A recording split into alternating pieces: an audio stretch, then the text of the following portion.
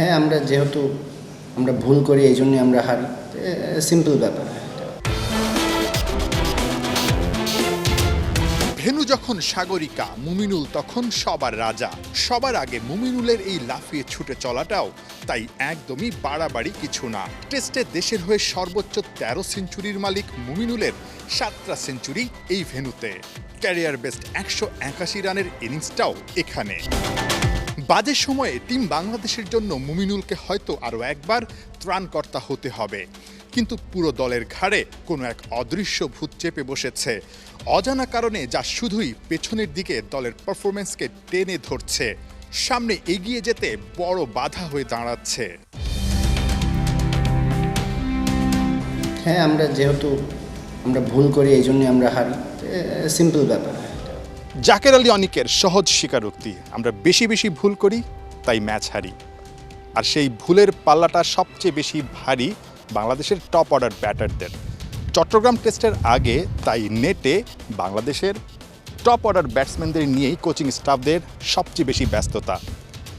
বিজয়, জয়, জাকের কিংবা শান্তদের এই যে প্র্যাকটিসটা, সেই প্র্যাকটিসটা ব্যর্থতার বৃত্ত থেকে বেরিয়ে আসার জন্য। তবে বাংলাদেশের ব্যাটিং অর্ডারের ব্যর্থতার সঙ্গে সঙ্গে এই মাঠের পরিসংখ্যানটাও কিন্তু একটা বড় দুশ্চিন্তার কারণ বাংলাদেশ সবশেষ ২০১৮ সালে এই ভেন্যুতে টেস্ট জিতেছিল। এই ভেন্যুটার নামটা পরিবর্তন হয়েছে, নতুন নাম, কিন্তু বাংলাদেশ কি আসলে নতুন কোনো গল্প লিখতে পারবে এই মাঠে?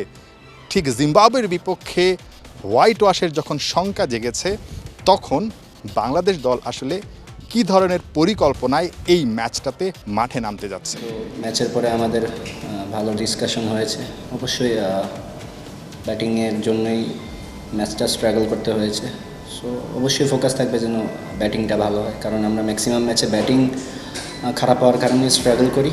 তো অবশ্যই এখানেই আমাদের মেইন ফোকাস। দলের এমন অবস্থায় খুব স্বাভাবিক ক্যাপ্টেনের চাপে থাকাটা, কঠিন সময়ে তাই সবার দিকে শান্তর চেয়ে থাকা, পুরো দল হয়ে টিম টাইগার্সের জ্বলে ওঠাটা খুব দরকার। সবারই রেসপন্সিবিলিটি নিতে হবে, সবার রান করতে হবে, অ্যাটলিস্ট রান না করলেও ওই ফাইটটা শো করতে হবে। যেমন হাসান লাস্ট ইনিংসে আমার কাছে ওর ব্যাটিং খুবই ভালো লাগছে, যে ও যে ফাইটটা করছে আমার ভালো লাগছে। তো এরকম ইন্টেন্ট থাকলো, সবাই প্রতিদিন রান করবে না, অ্যাটলিস্ট সবাই যেন ওই ট্রাইটা করে, ওই ট্রাইটা করলেই বড় রান করা সম্ভব। সবশেষ এক যুগে জিম্বাবুয়ের কাছে বাংলাদেশ টেস্ট সিরিজ হারেনি। চট্টগ্রাম টেস্ট টাইগারদের জন্য তাই এক অর্থে বাঁচা মরার।